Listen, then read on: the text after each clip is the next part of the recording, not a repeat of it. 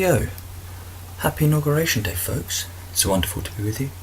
It's morning where I am, it's winter, it's cold, but I'm excited by this new area of politics we find ourselves in. Thanks for joining me on my low budget guerrilla podcast. I decided to do this because as someone who loves politics, Trump is the gift that just keeps giving. And you probably feel one or two ways about that statement.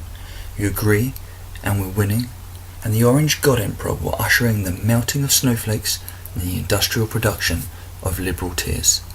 Or you agree because never has there been such a plethora of gaffes from a well-educated billionaire celebrity that is now somehow in charge of the most powerful country in the history of civilization. Me? I'm somewhere in the middle.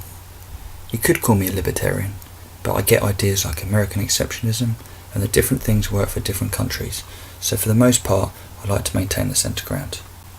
But I do have some hard limits: scat, knives, peeing Russian hookers and communism.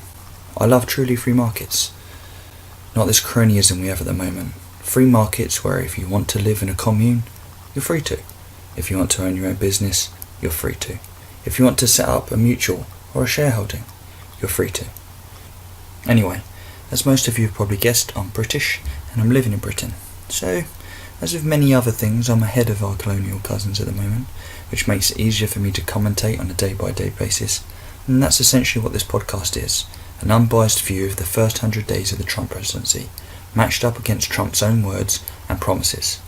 The idea of this podcast is adding one small flame to the collective bonfire. So today will be a recap of the best and worst so far. It doesn't matter if you're pro-Trump or anti-Trump, he is the president. Well, unless he gets shot and dies, but how often does that happen? Now, put my cards on the table. If I was an American, I wouldn't have voted for Donald Trump, but I would have considered it. I've got a lot of respect for someone who's been lied about and vilified constantly, but still keeps coming out on the attack and tells the truth instead of cowering in fear. And I get it. He calls himself a counterpuncher, but as Ben Shapiro puts it, he's kind of like a hammer in search of a nail. Sometimes he hits a nail, and sometimes he hits a puppy. For me, he's like a quarterback with too much confidence. Instead of keeping his head down and attacking the necessary targets, his ego gets inflated every time he's attacked, and he feels the need to just come out swinging like Jake LaMotta. For me, he should be more like Sugar Ray and just kind of bob and weave, take a couple hits on the chin, and then gone for the knockout. But the way he's gone about it has lost him some much needed credibility. I mean, he lost the popular vote, although he won the only vote that matters. He has a 40% favourability rating, although he won more minority votes than Mitt Romney. So to think half his supporters are deplorables is exactly why Hillary lost. I mean, a large number of those who voted Donald Trump also voted for Obama. I mean, just look at the map. Look at all that red. If you take out California and New York, two of the most champagne socialist areas in America, he wins bigly. And if I was a Democrat, I'd be kicking myself. There were so many legitimate criticisms of him, but they had to run with the racist, sexist, bigot, homophobe spiel. I mean, if they had a candidate who wasn't a lying, corrupt, rapist-offending, low-energy, identity politician with failing health, I think Trump would have lost. Ann Coulter came out and said Donald Trump would win early, but 100 to 1 I had his candidacy down as a joke. Hillary was set. It was her turn. But it was not to be.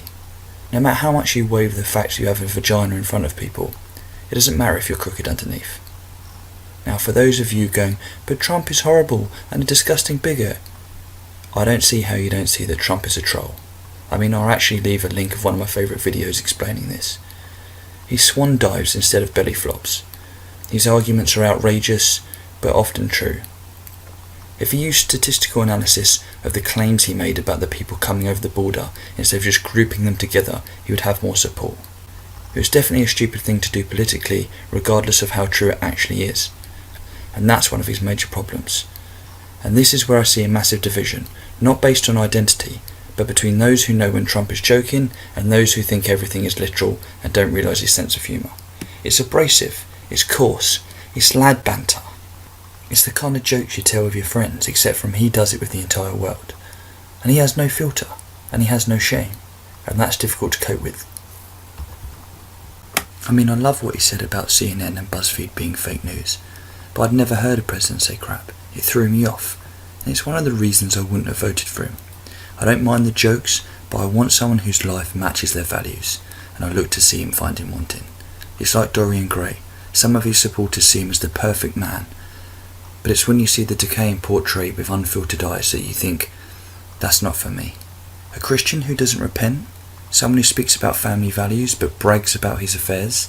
I get Pussygate was joking around, but when you're actually trying to sleep with a married woman when you yourself are also married, it's not something I can just look past. But I get why many Americans voted for him. He was the lesser of two evils. And David from the Bible had many flaws, but he's revered for changing his ways and getting closer to God. And I hope the presidency changes Trump for the better. And I also get that this isn't necessarily about him for a lot of people. It's him being the figurehead of something bigger, a movement to make America great again. On the flip side, 3 things I love about Trump is 1. He was the only person, maybe other than Sanders, that has taken on the real issues facing real Americans. Not the coastal elites who have vested interest in getting politicians elected, and that's why he resonated straight from the jump. 2. He's the furthest thing from a celebrity president, even though he's a celebrity and now the president. He's anti-cool. It's not that he has swagger and a good voice and a slick look. No, Trump was picked for more than Trump. It's not who he is, but what he stands for. And any of you who are 2 steps left from centre will say, bigotry, like you're clever. But that's why you lost, and why you'll continue to lose. Unfounded accusations of misquotes or outright lies is the real fake news. And it really frustrates me because I want there to be a strong opposition to a well-functioning government. But the Dems are just being decimated again and again and again. 3, and probably my favourite, is his anti-PC. Yes, he's crossed from anti-PC into dick territory, but I think it's almost in some ways like me listening to my granddad and their brothers. Like, not only does he mean what he says, but it's culturally shocking to me. But that's also why it's so refreshing. I mean, I can't believe I actually follow the President of the United States on Twitter and that he says things that me and my friends say. It's like all the best things of listening to Eminem, but you actually get to interact with him. That he's there on the TV running things. He's not just running things culturally, but also politically. So, enough of the heavy stuff. Let's take a look at what Trump has done recently, and it's been hilarious. He's been absolutely destroying the elites, both sides as well as the mainstream media. As far as I'm aware, he's already brought or kept 10,000 jobs already, and for those on the right, he never promised to get the government out of the market. He promised people jobs, and he didn't say how he was going to do it, or if that's the role of government. So for better or worse in the long term, jobs will be both coming back and staying in America. I mean, he won me 50 quid and I'm not even American. Draining the swamp with the ethics committee. This tweet demonstrates Trump's desire to see his plans go ahead, not the Republicans sneakily trying to get rid of the ethics committee as their first job. I mean, even if it's completely legitimate on why they want to do it, it just shows that they should be focused on everything else. Great picks on the cabinet. I know some people on the right were unhappy with some of the elites, but he did promise this. He said killers are great at negotiating and getting things done. And not only are they all great picks, but it looks like they will all get the go-ahead as well. So it looks like he's off to a flying start if he can get support. The whole lame duck thing with Obama is just brilliant. I mean, the fiasco of Russia, getting the information out in a way he knows it's the security services leaking the documents, completely destroying the liberal fringes of the mainstream media with their own irrational desire to create fake news stories, or at least throw out unverified documents as they keep up this pretense of being journalists. The best one by far is untying himself from his business and leaving his kids in charge. I mean, he said he would take up $1 salary, and he gave up a $2 billion foreign investment, though he didn't have to, that he's under no obligation to, just to keep up appearances and being above board. For me, this beats the tweets and the destruction of the regressives. It looks like it will be an upstanding Trump presidency if it continues like this. But it never continues like this. Meryl Streep, who's either a liar or delusional, get my link for that, was called overrated. I mean, no, Donald, but well done for trying.